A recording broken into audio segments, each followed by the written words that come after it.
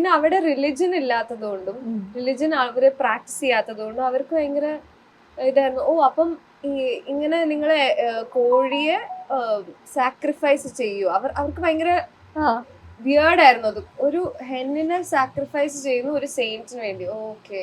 പിന്നെ അതുപോലെ അതില് മറ്റേ സിനിമയിലൊരു സീനുണ്ട്, എന്താ ജീൻ ചേച്ചി പറയുന്ന ക്യാരക്ടർ, ജീൻ ചേച്ചിയുടെ ക്യാരക്ടർ ഇങ്ങനെ പറയും, നീ ഇങ്ങനെ ബ്യൂട്ടി പാർലർ പോകുന്നതിന് ഒരു കുറവൊന്നും വിചാരിക്കണ്ട എന്ന് പറയുന്ന ഒരു സീനുണ്ട്. അപ്പം ചൈനീസ് ആൾക്കാർക്ക് അത് ഭയങ്കര വിയേർഡായിരുന്നു. അല്ല അതിനെന്താ പ്രശ്നം, പുള്ളിക്കാരി എന്താ അങ്ങനെ പറയാൻ കാരണം എന്താ, ബ്യൂട്ടി പാർലർ പോകുന്നതിന് എന്താ പ്രശ്നം? അപ്പൊ ഞങ്ങക്ക് ഈ മൈൻഡ് സെറ്റാണ് ഞങ്ങളുടെ ആൾക്കാർക്ക് വേണമെന്നുള്ള നമ്മുടെ ആഗ്രഹം എന്നുള്ള രീതിയിൽ പറഞ്ഞു. അതുപോലെ അവർക്ക് ഈ റിലീജന്റെ പുണ്യാളന് ഒരു കോഴി സാക്രിഫൈസ് ചെയ്യുക എന്നൊക്കെ പറയുന്നത് ഭയങ്കര ഒരു വണ്ടറിലോടുകൂടിയാണ് അവർ കണ്ടത്. ഓ ഇങ്ങനെയൊക്കെ നടക്കുന്നുണ്ടല്ലേ ലോകത്ത് എന്നുള്ളത് അറിയാൻ അവർക്കൊരു ഇന്ത്യയെ എന്താ പറയാ, ഒരു ഡോർ ഓപ്പൺ ഓപ്പൺ ചെയ്തൊരു ഫീൽ ആയിരുന്നു.